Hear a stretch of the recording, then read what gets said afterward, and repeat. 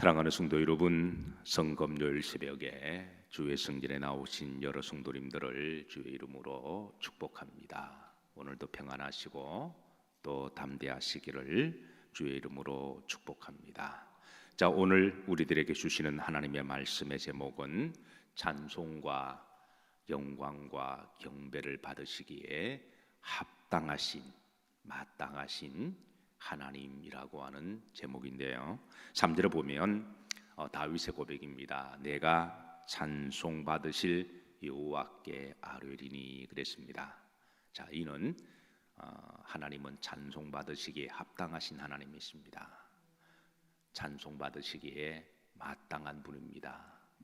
내가 하나님께 찬송 드림이 옳은 일이고 또 마땅한 일이고 또 합당한 일이고 가치 있는 일이고 가장 복된 일이고 바로 나의 정체성임을 다윗은 고백하고 있습니다.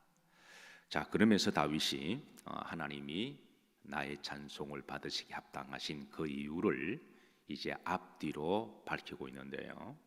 우선 이제 1절부터 2절까지 시제와 사건적으로 보면 1절부터 2절까지는 시제가 현재 시제입니다. 그리고 4절부터 6절까지는 시제가 과거 시제입니다. 그러니까 하나님이 나에게 예배와 영광을 받으실 그 이유를 시제적으로 볼 때는 바로 현재의 하나님은 어떤 하나님이고 또 과거에게 나에게 베풀어 주신 하나님은 어떤 하나님이심을, 그리고 오늘 3절 후음절에 보시면 이제 내 원수들에게서 구원을 얻으리로다. 나를 구원해 주신 하나님, 그러니까 하나님이 우리에게 영광과 찬송을 받으실 이유는 구원의 하나님이시기 때문에 그렇습니다. 사랑하는 성도 여러분, 날마다 구원의 기쁨을 회복하시기를 주의 이름으로 축복합니다. 그래서 시제로 보면 이제 과거에 어떻게 구원하셨는지, 그리고 또 현재에 어떻게 구원하셨는지, 그래서 그런 분명한 이유를 가지고 하나님께 찬송과 영광을 올려 드리게 되는데요. 자, 우리가 이제 어제 또 지난 며칠 동안에 1절과 2절 말씀을 함께 신비에 새겼습니다. 다윗의 고백이 나의 힘이 되신 여호와여, 이 말은 나의 힘의 근원이 되시고 나에게 생명의 근원이 되신 하나님임을 고백하는 거죠. 우리가 하루하루 이제 새벽에 벌떡벌떡 일어나서 주의 성전에 나올 수 있는 생명을 주신 분도 하나님이시고, 또 우리가 하루를 살아갈 수 있는 발목의 힘과 또 호흡할 수 있는 호흡의 힘과, 그리고 우리가 손에 힘을, 또 허리에 또 이렇게 힘을 주신 분도 하나님이심을 믿음으로 다시 한번 고백하시고 감사하는 하루가 되시기를 주의 이름으로 축복합니다. 여러분 가끔 허리가 좀 삐끗하셔서 뭐 이제 좀 힘들게 일을 하시거나, 어떤 경우는 잠을 조금 잘못 주무셔서 허리가 좀 삐끗하거나, 어떤 경우 그냥 걸어가다가 좀 삐끗할 때가 들어 있으시죠? 없으신가요? 들어 있으시죠? 저도 가끔 있습니다.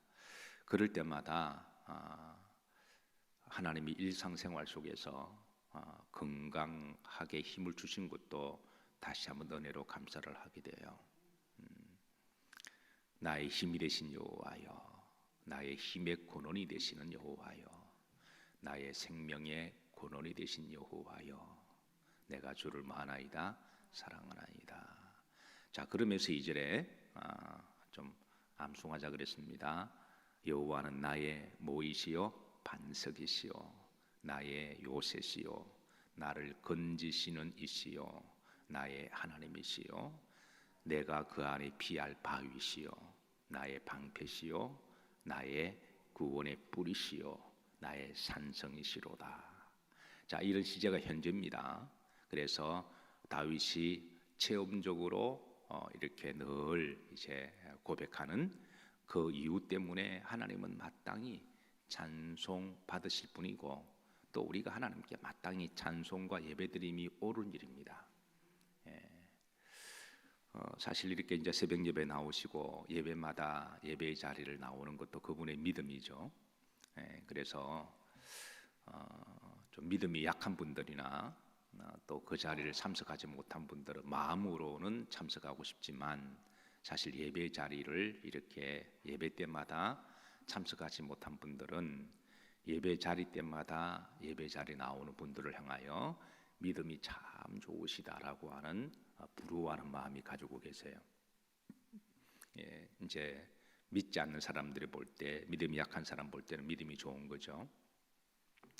근데 사실은 그게 마땅한 일입니다. 그게 옳은 일입니다. 마땅하고 합당한 일인데, 그래서 다윗이 내가 하나님께 영광 올려드림이 그건 합당한 일이고 마땅한 일이다. 그게 뭐 대단한 일도 아니고, 사실 믿음 없는 사람 볼 때는 예배 때마다 예배자리에 앉아 있는 게 대단한 믿음입니다. 어떻게 장로님은 예배 때마다 그 자리에 계십니까? 어떻게 권사님은 새벽 예배를 날마다 나오십니까? 라고 이렇게 부러움의 찬사를 듣기는 하지만 사실 대단한 일이죠. 사실 믿음에 존경받을 만한 일입니다. 그러나 또 살짝 생각해 보면 그것도 마땅한 일입니다. 그래서 스스로는 생각할 때, 야, 내가 내 믿음 대단하다, 너무 그렇게 할 필요 없다는 거예요. 그게 마땅한 일이고 옳은 일입니다. 역으로 보면 하나님은 우리의 예배를 받으시기에 합당하신 분입니다. 마땅한 분입니다. 그리고 이제 또 사건적으로 보면 또 이제 4절부터 6절까지는 또 과거 시제를 쓰고 있습니다. 현재로는 하나님은 지금 내가 이런 하나님임을 내가 예배드리고 찬양함이 마땅한 일이지만 과거의 사건을 돌이켜 볼 때는 원수들의 손에서 나를 건져 주셨다. 내가 거의 죽을 뻔하고 지옥 갈 뻔했는데 하나님이 나를 건져 주셨다. 그리고 내가 성전에서 하나님께 부르짖어 기도했더니 하나님이 내 기도를 들어주셨다. 이거는 과거 시제거든요. 그러니까 과거에 응답하신 하나님을 돌이켜 보면 하나님께 찬송과 예배드림이 마땅한 일이다, 옳은 일이다. 지금 이런 고백이 함축이 오늘 이제 3절에 다 녹아져 있습니다. 자, 그래서 다시 한번 3절을 보면 내가 찬송 받으실 그러니까 하나님은 찬송과 영광과 경배를 받으시기를 원하시고 또 그렇게 받으실 만한 충분하게 존귀하시고 전능하시고 위대한 분이시라는 거예요. 하나님은 이사야 선지자를 통해서 영광 받으시길 원하는 하나님의 마음을 우리들에게 드러내고 있는데요. 내 이름으로 불리어지는 자, 곧 내가 내 영광을 위하여 창조한 자를 내게 오게 하라. 내가 그들을 지었고 내가 그들을 만들었느니라. 내 영광을 위하여 창조한 자를 내게 오게 하라는 거예요. 그래서 사실 주의 종, 선지자, 제사장의 가장 큰 역할은 하나님께 예배를 잘 드리게 예배의 통로기도 하지만 또 하나님 말씀을 잘 전해주는 말씀의 통로기도 하지만 어떤 식으로든 제단에 불이 꺼지지 않게 만들어서 성도를 자꾸 오게 만들어야 됩니다. 그냥 내버려 두면 안 돼요. 코로나 때문에 내버려 두고 뭐 때문에 내버려 두고 그러면 안 됩니다. 우리가 이해는 합니다. 힘들기 때문에 또 여러 가지 이유는 됩니다만은 그러나 그래도 내게 오게 하라. 그리고 시편 50편 5절에도 나의 성도를 내 앞에 모으라. 제사로 나와 언약한 자니라. 하나님은 하나님의 백성들을 자꾸 성전에 오게 하고 예배드리고 기도하고 믿음으로 우리가 살아야 세상을 이길 수가 있고, 그리고 제가 늘 강조하지만 우리 성도들은 이 땅이 하나님의 집 교회에 왔다리 갔다리 왔다리 갔다리 하다가 그게 이제 천국의 통로가 되어서 우리가 때가 되면 천국 가는 거예요. 자, 계시록 4장 9절에 보면 하나님이 사도 요한을 통해서 천상의 모습을 살짝 보여줍니다. 다 보여주신 건 아니고 그냥 살짝 천상의 모습을 보여줍니다. 그래서 그 천상의 모습을 사도 요한이 이제 환상 중에 잠깐 보니까 거기에 하나님 보좌 주변에 내 생물들이 하나님을 찬양과 예배와 경배를 올려드리고, 그리고 24장로들이 주님을 찬양하고, 흰옷 입은 수많은 구속받은 백성들이 하나님의 성전에서 주님을 찬양하는 모습에 압도를 당해서, 그래서 사도 요한도 영적으로 그 앞에 무릎을 꿇고 경배하고 예배드리는 그런 모습을 살짝 보여주면서, 천상은 어떤 곳이냐? 하나님께 정말 fully 영광과 찬송과 경배를 드리는 곳이 바로 하나님 보좌 앞이다. 그래서 영광과 찬송을 받으실 여호와께, 계시록 4장 9절에 보면, 자, 합독합니다. 그 생물들이 보좌에 앉으사 세세토록 살아계시는 이에게 영광과 존귀와 감사를 드릴 때, 영원토록 영광과 존귀와 감사를 드릴 때, 우리 성도들은 이 땅에 살면서 영적으로 훈련받아야 될 것 가운데 하나가요, 하나님께 예배 잘 드리는 훈련 받으셔야 돼요. 정말 예배를 사랑하고 예배를 잘 들으셔야 됩니다.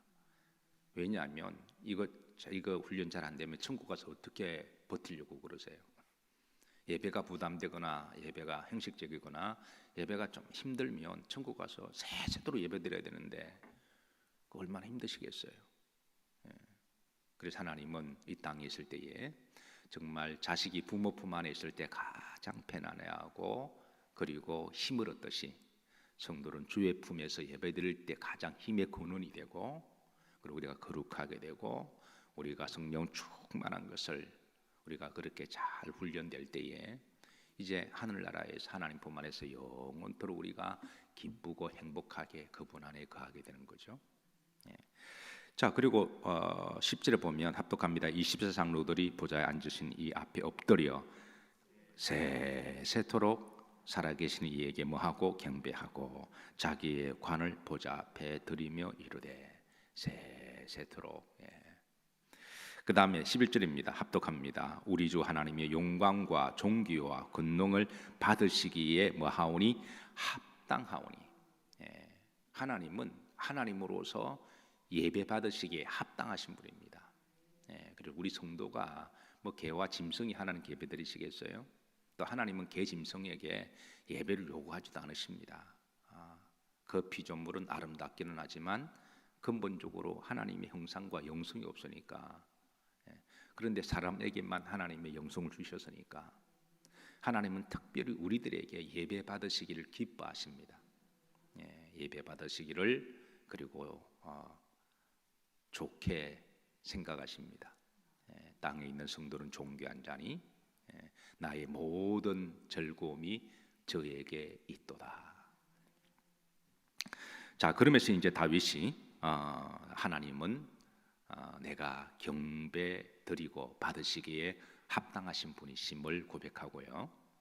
그리고 나서 이제 그 이유를, 구원을 다시 한번 강조를 합니다.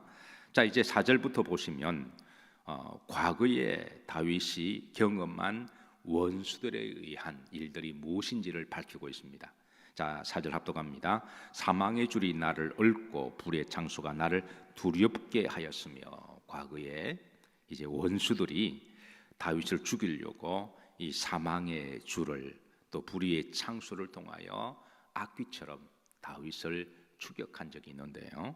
그래서 5절에 보면 소울의 줄, 소울은 이제 지옥을 비유하는 거죠. 중반절에 사망의 올무가 내게 이르렀도다, 다 과거형입니다. 그러니까 소울을 쓰는 거는 다윗을 추격하는 원수들이, 뭐 이제 구체적으로 예를 들면 사울 왕과 사울 왕의 이제 아부하는 정치적인 그런 정적들 있잖아요. 그리고 또 아들이지만 반란했던 압살롬과 압살롬을 또 부추겨서 다윗을 죽이고자 했던 또 아히도빌을 비롯한 많은 정적들, 이게 이제 다 묶어서 원수들이라고 이렇게 표현하는 거죠. 그래서 이제 소울로 하는 것은 거의 악귀처럼 다윗을 이제 죽이려고 한 이들이고, 그리고 이제 사망의 올무는 다윗은 그 사건으로 말미암아 거의 죽는 줄 알았다는 거예요. 그래서 다윗도 한때 인생의 큰 고난을 만났을 때에 나 이제는 죽었다. 나는 이제는 죽었다. 그런 지경이 다윗에게 있었다는 거죠. 자, 그런데 6절에 보시면 자, 그런 일을 경험했었을 때에 자, 내가 무엇 중에서 환난 중에서 이거는 이제 죽음 중에서 나는 이제는 죽었다. 그런 중에서 누구께 아뢰며 여호와께 아뢰며 누구 하나님께 부르짖었더니 하나님께 부르짖었더니 다 과거형이죠. 그런 중에서도 원망하거나 불평하거나 하나님을 멀리 떠나거나 시험 들지 아니하고 하나님께 나와서 부르짖어 울면서 기도했더니 지난 주일 말씀이 팔복 중에 마태복음 강에 애통하는 자에게 뭐가 있나니 복이 있나니 저희가 뭘 받을 것이며 위로를 받을 것이며. 그래서 이제 원수들로 인해서 다윗이 애통하면서 눈물로 기도했더니 자, 그런데 흥미로운 것은 자, 중반절입니다. 그가 그의 어디에서 내 소리를 들으시며 성전에서. 물론 하나님은 무소부재하셔서 신학적으로 말하자면 하나님은 무소부재하시고 어디서든지 다 편재하시고 어디서든 성도를 통찰하시고 성도의 기도를 들으시지만 그러나 하나님 우리에게 약속한 바가 있습니다. 그 약속은 내 집은 뭐 하는 곳이다? 기도하는 곳이다. 이왕 기도하려면 성전에 나와서 기도해라. 물론 신학적으로 무소부재하시고 어디든 기도하든 다 들으실 수 있는 하나님이십니다. 그런데 그런 하나님의 이 신학적인 속성은 있긴 하지만 하나님이 약속하신 바는 내 집은 기도하는 곳이니까 이왕 기도하려면 내 집에 와서 기도해라. 이게 하나님의 약속입니다. 그리고 그 약속을 믿는 것도 믿음입니다. 하나님 뭐 성전에만 계시나 내 삶의 자리에서도 계시지? 근데 솔직히 여러분 제가 물어보겠습니다.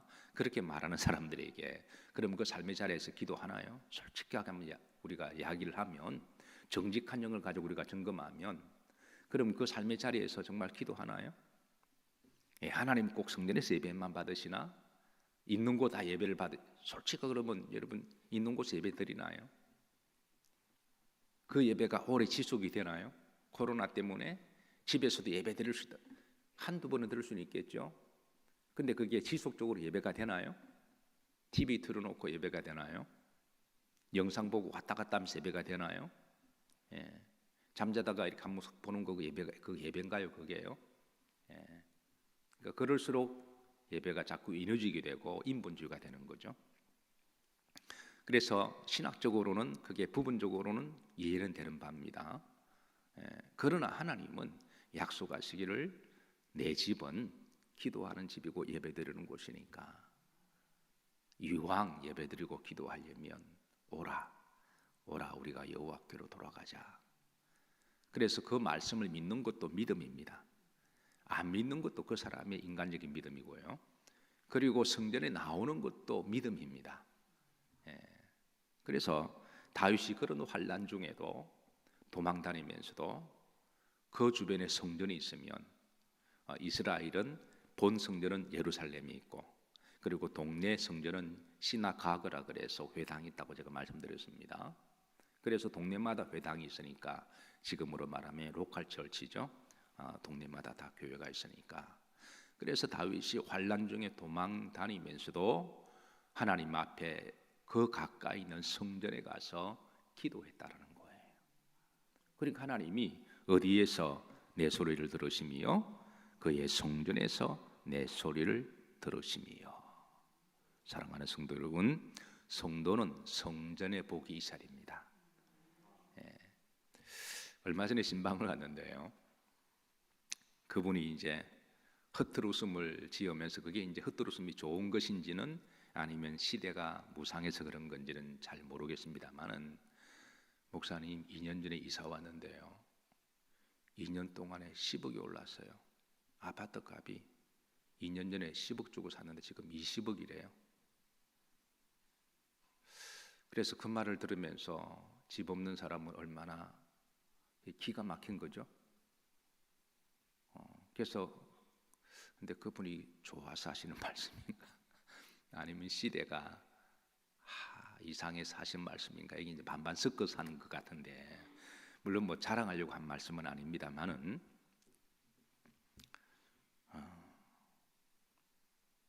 강남도 아닙니다. 근데 강남은 한 30억 한다면서요. 20억, 30억. 그 영거리 영혼을 팔아서 집을 사는 세대, 요즘 젊은 세대를 그러더군요. 이 말은 살짝 뒤집어 보면 집을 살 수만 있다면 영혼까지 판다는 거거든요.